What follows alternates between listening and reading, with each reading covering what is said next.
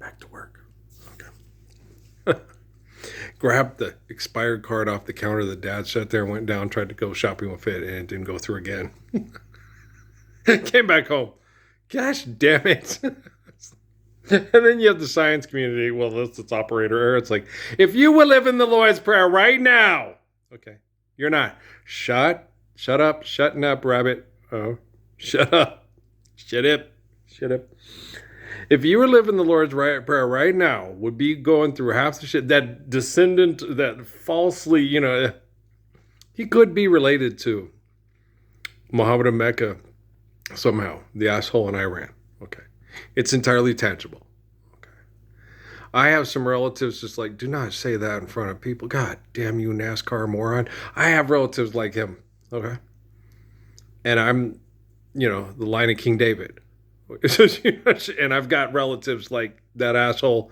I'm related to Muhammad. He could be. It's okay. So he's not the molecular similitude. He's not the spirit of Father Abraham, but he could be related to. Muhammad had cousins that chased him out of Mecca, and he had to go hide behind a dove's nest and a spider's web, and heard his cousins who he adored say that they hated him and wanted to kill him. They were relatives of Muhammad. Okay, do you understand? Okay, just if you want something to play with, go and buy yourself a toy. Because my time is too expensive, and I'm not a little boy. Time is priceless, right? But it's so gorgeous. Yeah, I was thinking about. I was talking to beautiful people today. I mean, beautiful people at the store. It's the poor people of Las Cruces, and there's a lot of hope and beauty. The two young ladies that were talking about dying, they were so sweet, and they were just so strong and hopeful and getting through the day. I just met, good people. The dad with the two little kids in the toy aisle when I was looking at stuff for Levi and Abby, and stuff. So I was going through thinking, okay, I got to go through and pull that panel off and take some of the toy baskets out and clean them off with that's why I didn't get them. I'll get the antibacterial wipes that I didn't buy because the cards were bad, but I'll get those and wipe them down and get them ready for the kids and have another bucket with toys with the padding, to put down stuff, because it's got to be real friendly for, the kiddos, and we can put it in the center of the thing so there's no, bug life around and stuff, and so we can have it so they can play too and just have fun out there, because it's just fun. You have it opened up and there's the trees and the orchard and the cats and the cats in the cradle and the silver spoon, little boy blue and the man on the moon. So I'm just doing that for anybody who's intelligent enough to live the Gospels, honor their mother and father, yada, yada, yada, and come see Abuelito, and spend time with him and enjoy the time at his house. That's why I worked real hard on that. I've been thinking about doing that for 10 years. And this summer, I just did it, do it. I heard do it. And it's hard. I wouldn't have the rest of the family. I understand what an efficient, amazing immune system I have. Okay. In November 2019, we had COVID in New Mexico. Poor people were dying from it. Okay. I was out for 3 days, then went back to work. Other kids half my age were off work for like 2 to 3 weeks, and some of them half my age were dying, okay, from the COVID that's caused by genocidal chemical warfare, okay, through driving too many cars, causing the plants to react violently to us, reacting violently to each other and to the planet, things like that. That's the cause of COVID. If you have an immune system that can survive it better than other people, you're not Typhoid Mary. That's just a scientific perception of delusion of, here's what causes the problem. Now, the problem is, selfishness that's destructive to our planet and species. If you can survive, like I told Anna Martinez, we got our immune systems for a reason, Anna. The Darwins and the Windsors and the Tudors and the Romanovs don't have our immune system for a reason. Okay. We earned our immune systems by trying to be righteous and surviving hell through their sin. Okay, so we can't stop the rich from their sin, but we can do our best not to engage in their sin. Okay. Don't go to the club. Don't go to the titty bar. Don't go drink their booze and try to drown your troubles away because you got them steadily depressed and low down my mess and working at the car wash blues, right? The Jim Croce people there. So, I've got this. Leave the evil one to me. I've got this. I'm the focal point of worldwide communications to, deliver people from evil post-apocalypse. And we are post-apocalypse because when I say so, it's so. Okay. Because it's not what they say. It's not what the Catholic Church says or the Mormon Church or the Protestants or the Catholics or the Pentagon or NATO. It doesn't matter what they say. Pay no mind to what they say and the jealous games people play. Hey, our lips are sealed. Okay, do you understand? So, hush, my darling, don't you cry. Okay, all you go-go's out there. Okay, heaven is a place on earth. Heaven is a place you live when you're faithful.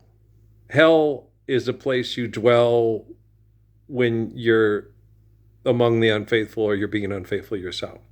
Okay. So heaven is a choice and hell is a choice. You want heaven? Lord's Prayer, hasta aquí hoy. You want hell? Just keep denying me. I'm not talking about Jesus. Okay. Jesus is a corporate entity right now on TV with, I was Jesus and I'm the Chosen and Jim Caviezel and Klaus von Sydow and what's the other one's name? Willem Dafoe. And who else played Jesus? A lot of people played Jesus for money. Ted Neely, who's my favorite. my favorite Jesus is Ted Neely. Because he wasn't an egomaniac. He wasn't the sharpest tool in the shed. He got the part because they figure he's a real convincing Jesus. He seems like he'd be like Jesus. And I thought the same too. Yeah, he really is. I like him. Okay. And so, my favorite Jesus ever played by, heathens and hypocrites for a play is the gay guys from England, Andrew Lloyd Webber. My favorite Jesus is Ted Neely. That's who I painted. When I painted a portrait of Jesus, I painted a picture of Ted Neely. Okay, he's my favorite. He's my favorite TV Jesus or motion picture Jesus. It's Ted Neely. Anybody else? Why should you worry about tomorrow? Focus on today. What's my favorite song of Jesus in that? Oh, my favorite song of Jesus in that is the Simon and the Zealots. Yeah. Christ, but it's not his song. It's Simon Zealous. But at the end, when he goes, Simon, neither Netanyahu nor Putin nor Harris nor Biden nor Trump nor the Supreme Court nor the Pentagon understand what power is, understand what glory is, understand at all. Right? This is my favorite. Yeah, Emily used to watch all the time and cry, "They have to kill him, Dad." I totally agree. Emily, you're so sweet. She is so sweet. Oh, my Emily Grace is so sweet. It's like, oh my gosh. She's one of the sweetest people. Just don't pass her off. She will snatch you, Ball, just ask her sister, Natalie. Don't make Emmy mad. She has asthma and everything, but she gets pissed, boy. Woo, look out. She's like her Aunt Patrice. Get out the way. Get out the way.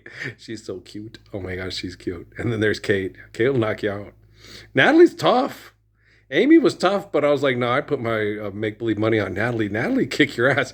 She's not a big girl, but you don't want to fight her. Okay, she's a toughie. My girls are tough. They're toughies. Amy's girls are tough. They're toughies. Yeah, they're little tiny toughies. They really are. Yeah, they're good girls. I love them. It's like a lot of my girlfriends I date, Raquel, Steffi, hey, you better be nice to me or my girlfriend will kick your ass. My wife will kick your ass. You want my wife to kick your ass. It's different than the Foxworthy house. She will do unspeakable things to you. Oh, that was your testicle. It was. She fed it to the dog. Do not make my wife mad.